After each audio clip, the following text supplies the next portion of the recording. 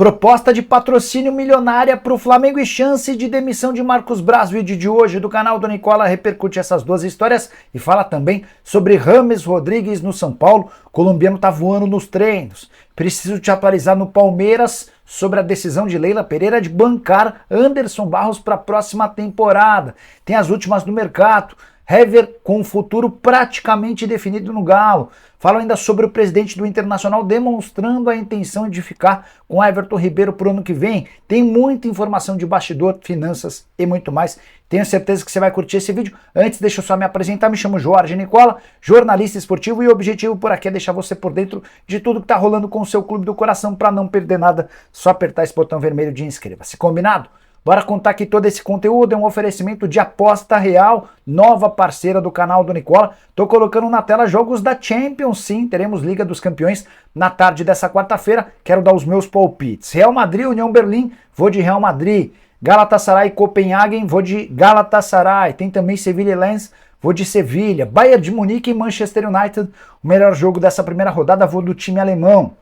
Para completar, Real Sociedad Inter de Milão, vou de empate ou vitória da Inter. Benfica e Salzburg, vou de vitória do Benfica.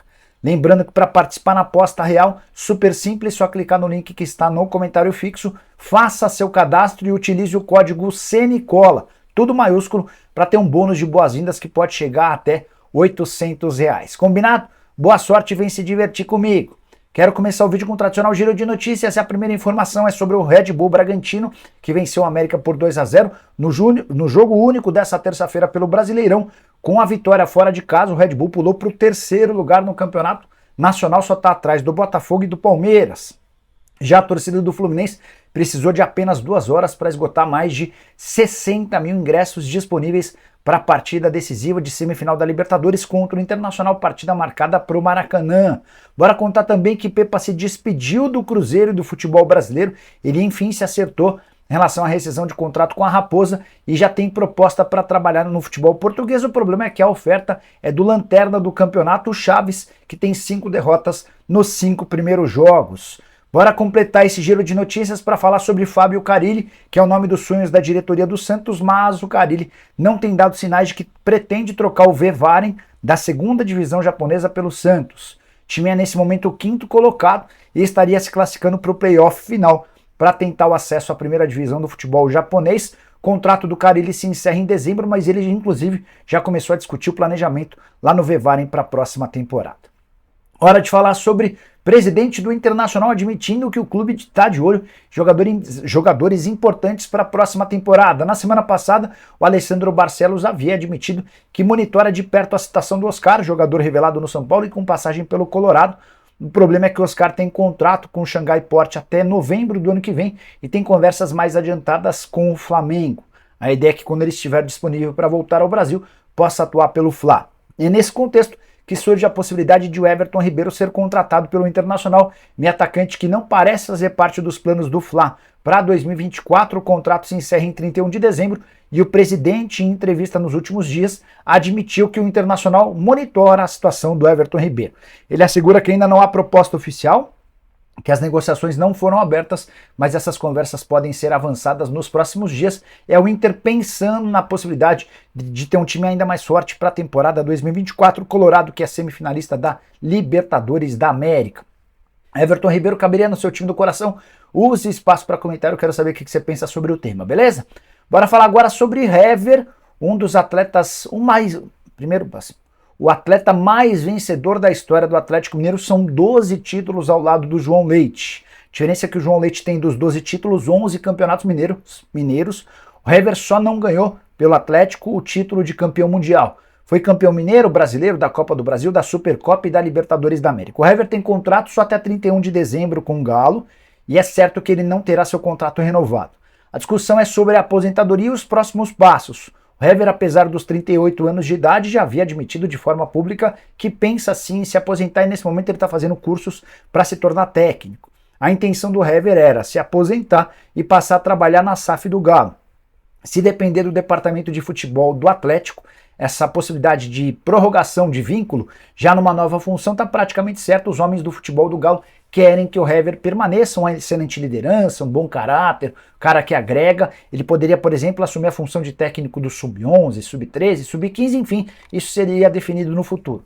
Agora, a palavra final vai ser da SAF do Galo. Vocês sabem que o Atlético se transformou numa sociedade anônima do futebol. Faltam pequenos detalhes burocráticos para que isso se torne oficial, mas vai caber ao Rubens e ao Rafael Menin a decisão sobre o futuro do Hever, que quer permanecer no Galo agora numa nova função. Só para completar sobre o Hever, 351 partidas. Foi um dos caras que mais defendeu a camisa do Galo e é o segundo zagueiro com mais gols na história do clube, só atrás do Léo Silva. Bora falar agora sobre o bicho pegando nas eleições para o Cruzeiro. Raposa vai ter no dia 26 de outubro uma eleição para definir o novo presidente da associação, que nada tem a ver com a SAF.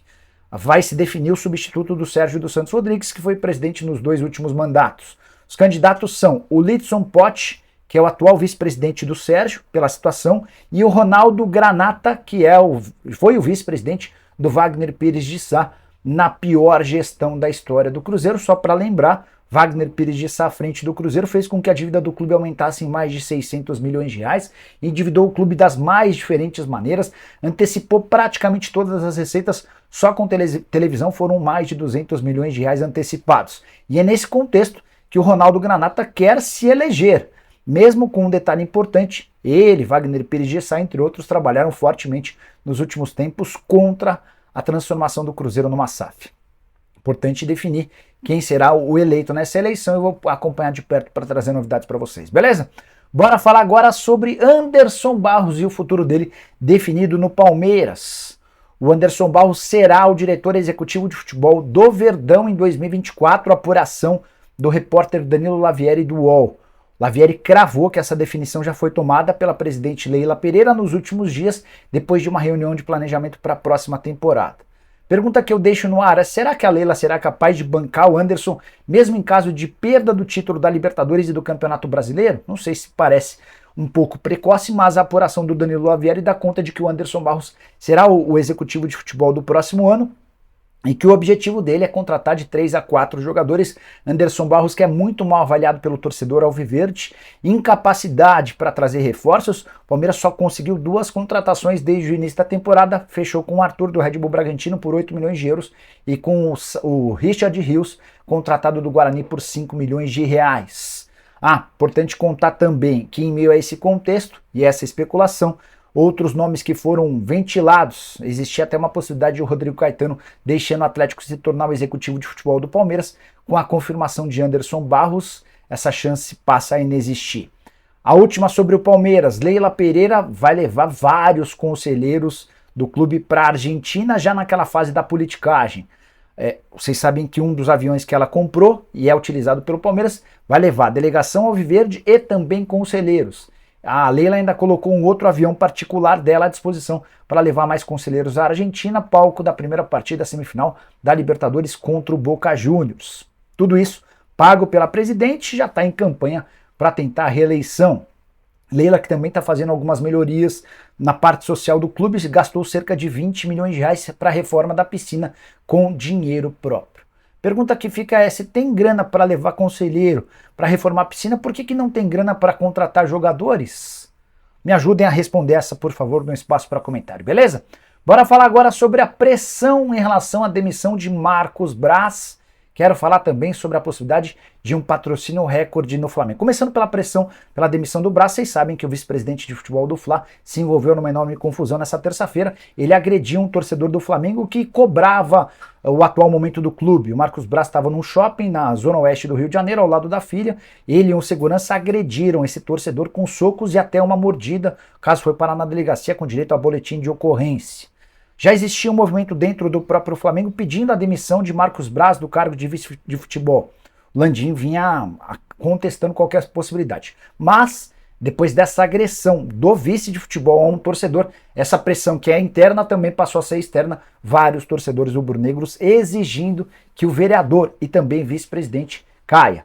Por falar no Marcos Braz, vereador, Vale registrar que ele foi o segundo vereador do Rio de Janeiro que mais faltou no primeiro semestre. Nas sessões na Câmara foram 6 faltas.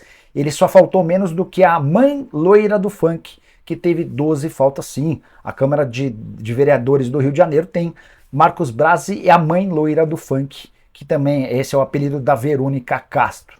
Mudando de assunto, para falar a respeito da possibilidade de o Flamengo ter o maior patrocínio master do Brasil.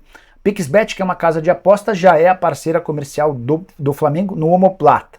Essa empresa desembolsa 24 milhões de reais por temporada e ofereceu um reajuste de 45 milhões de reais para a manutenção da marca no Omoplata. Mas, além dessa oferta, a PixBet colocou na mesa uma outra sugestão. Caso o Flamengo queira abrir mão do contrato de patrocínio master com o Banco BRB, a empresa está disposta a bancar 85 milhões de reais pelo patrocínio master. É muito mais grana do que o Flamengo tem direito.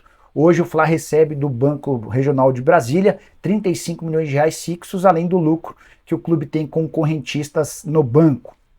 Essa decisão vai ser tomada pelos dirigentes do Flamengo em parceria com o Conselho Deliberativo. O que você faria? Tentaria reajustar o valor com o BRB ou abriria mão do contrato com o BRB para ter a PixBet como patrocinadora master? Estamos falando de muito mais dinheiro. A empresa de casa de apostas está disposta a fechar com o Fla contrato de 2 temporadas. Bora fechar o vídeo para falar sobre o São Paulo com uma informação de bastidor, uma não, várias.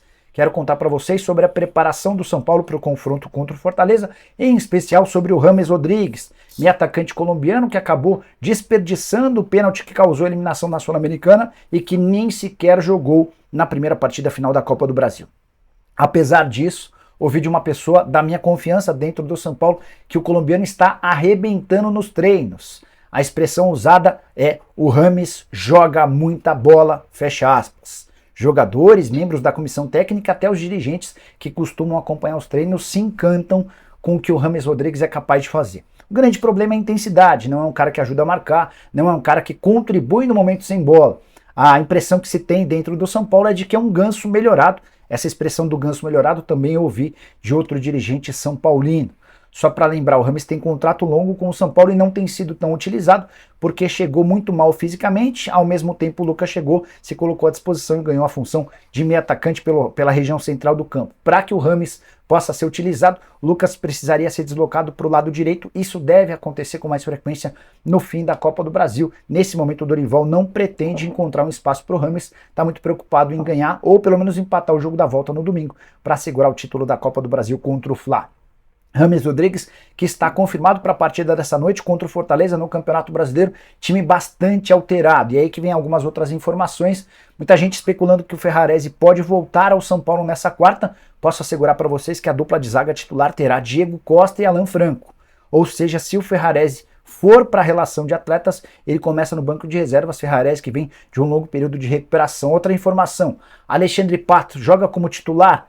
Essa minha fonte assegurou que o Pato não começa a partida dessa quarta-feira entre os titulares. Agora, aguardar cenas dos próximos capítulos. O que você pensa a respeito do James? Use o espaço para comentário. Não esquece de deixar like, se inscrever no canal. A gente se encontra. Abraço, tchau!